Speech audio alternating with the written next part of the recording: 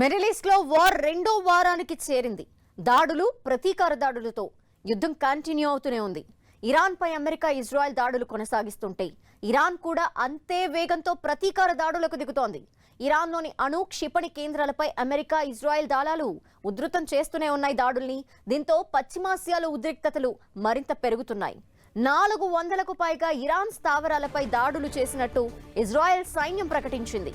Ballistic క్షిపణి లాంచర్లు, డ్రోన్ల నిల్వ కేంద్రాలే టార్గెట్ గా ఇజ్రాయెల్ అమెరికా దాడులతో విరుచుకుపడుతోంది. టెహ్రాన్లోని ఆజాదీ టవర్ సమీపంలో కూడా ఇజ్రాయెల్ దాడులు చేస్తోంది. అటు ఇరాన్ నౌకాదళాన్ని నిర్వీర్యం చేసినట్టు అమెరికా ఇప్పటికే తెలిపింది.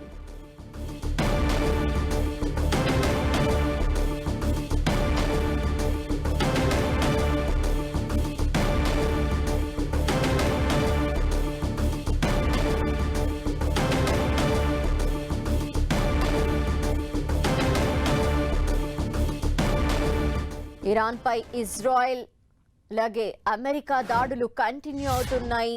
రోజు రోజుకి ఇవి ఉధృతం అవుతున్న నేపథ్యంలో ఇరాన్ కూడా ప్రతీకార దాడుల్ని తీవ్రతరం చేస్తోంది. ఇప్పటికే ఇజ్రాయెల్ 400కు పైగా స్థావరాలపై దాడులు చేసింది. ఇరాన్ కూడా బాలిస్టిక్ క్షిపణి లాంచర్లు, డ్రోన్ల నిల్వ కేంద్రాలపై బాంబర్లతో దాడులు చేసినట్టు తెలుస్తోంది.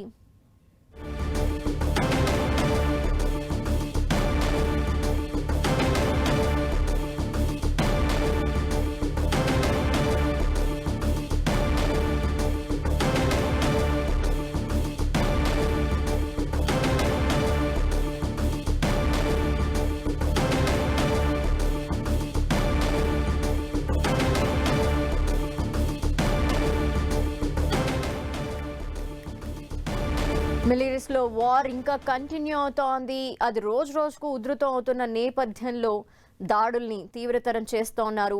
దాడులు ప్రతీకార దాడులతో మొత్తం యుద్ధం అంతా తీవ్రతరం అవుతున్న దృశ్యాలు మనకు కనిపిస్తున్నాయి. ఇరాన్ నౌకాదళాన్ని నిర్వీర్యం చేసినట్టు కూడా ఇప్పటికే అమెరికా దళాలు చెప్తున్నాయి. మిడిల్ ఈస్ట్ లో రెండో వారానికి యుద్ధం చేరుకున్న నేపథ్యంలో ఇరాన్లోని అణు క్షిపణి కేంద్రాలపై యుఎస్ అలాగే ఇజ్రాయెల్ దాడులు కంటిన్యూ చేస్తోంది.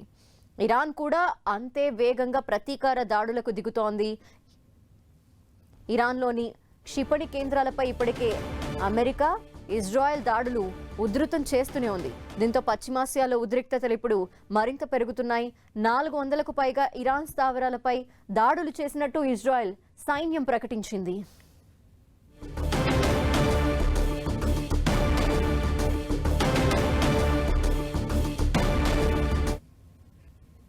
ఇక యుఎస్, ఇజ్రాయెల్, ఇరాన్ దాడులు ప్రతీకార దాడులకు సంబంధించిన డీటెయిల్స్ మా ప్రతినిధి గోపిని అడిగి తెలుసుకుందాం. గోపి,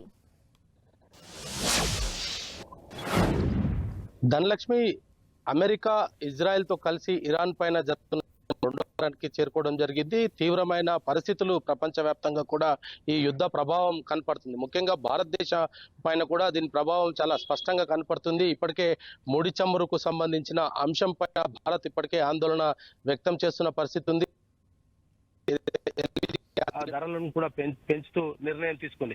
అయితే ఇటు మధ్య ఏదైతే పశ్చిమ ఆసియాలో జరుగుతున్న ఈ యొక్క యుద్ధానికి సంబంధించి భారత్ పైన దీని ప్రభావం చాలా స్పష్టంగా కనపడుతుంది. ఒకవైపు ఇటు ఇరాన్, అదే విధంగా ఇజ్రాయెల్ పైన దాడులకు క్షిపణులతో పాటు ఇటు ఆ డ్రోన్ వ్యవస్థలను నిర్వీర్యం చేసే ప్రయత్నం చేస్తూ ఉండడం, ఇజ్రాయెల్ కూడా ఇరాన్ లోని కీలక స్థావరాల పైన కూడా ఇది ఒక మిసైల్స్ ద్వారా దాడులకు పాల్పడుతుంది. ఒకవైపు ఇటు అమెరికా ఇంటెలిజెన్స్ ఉపయోగించుకుంటూ ఇరాన్ ని ఇబ్బంది పెడుతూ ఉంటే ఇరాన్ కూడా అదే రీతిలో అమెరికాకు సంబంధించిన గూఢాచార సంస్థల పైన కూడా ఈ యొక్క దాడులకు పాల్పడుతున్న పరిస్థితి ఉంది. అయితే ముఖ్యంగా ఇటు భారతదేశం పైన ఎక్కువగా ఈ ముడి చమురుకు సంబంధించి ఇటు గల్ఫ్ దేశాల నుంచే భారత్ ఎక్కువగా ఆధారపడుతున్న నేపథ్యంలో ఈ యుద్ధానికి మరింత తీవ్రతమై ఈ యొక్క ఈ ముడి చమురుకు సంబంధించిన ఆహారాల పైన కనుక ఏదైనా దాడి కనుక దాని ప్రభావం స్పష్టంగా ప్రపంచవ్యాప్తంగా ఉండే అవకాశాలు అయితే చాలా స్పష్టంగా కనపడుతున్నాయి. ఎందుకంటే చాలా దేశాలు కూడా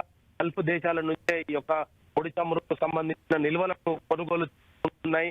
కాబట్టి ఈ యొక్క యుద్ధ వాతావరణం ఒకవేళ ముగిసిపోకపోతే కనుక దాని ప్రభావం ప్రపంచంలోని అన్ని దేశాల పైన చాలా స్పష్టంగా కనపడుతుంది. మరి 2 వారాల పాటు కూడా ఇటు ఇరాన్, ఇజ్రాయెల్ జరుగుతున్న ఈ యుద్ధం ఇంకా ఆగకపోతే మాత్రం రానున్న రోజుల్లో ఈ కేవలం ఇంధన కొరత మాత్రమే కాదు, ఇతర అంశాలపైన కూడా దీని ప్రభావం చాలా స్పష్టంగా కనపడబోతుంది. ఇటు ముఖ్యంగా భారత్ సంబంధించి ఏదైతే అంతర్జాతీయ రవాణా సంస్థ పూర్తిగా నిలిచిపోయిన నేపథ్యంలో మరి రాకపోకలన్నీ కూడా పూర్తిగా నిషేధం జరుగుతున్న ఈ పరిస్థితుల్లో కనుక ఇంకా మరికొన్ని రోజులు ఇదే విధంగా కొనసాగితే కనుక ఇటు రవాణా వ్యవస్థ పైన పూర్తిగా ప్రభావం పడే అవకాశాలు కనపడుతున్నాయి. ఇటు డీజిల్ ఒకవేళ ప్రస్తుతం అయితే భారత్ లో డీజిల్ కొరత లేకపోయినప్పటికీ రానున్న రోజుల్లో ఒకవేళ యుద్ధం ముగిసిపోకపోతే గనక డీజిల్ పైన కూడా దీని ప్రభావం పడబోతుంది. మరి డీజిల్ సంబంధించి కనుక ప్రభావం పడితే భారతదేశం అత్యధిక రవాణా వ్యవస్థ పూర్తిగా డీజిల్ పైన ఆధారపడి ఉన్న నేపథ్యంలో మరి దాని ప్రభావము సాధారణ జనాలతో పాటు అనేక రంగాలపైన కూడా పడే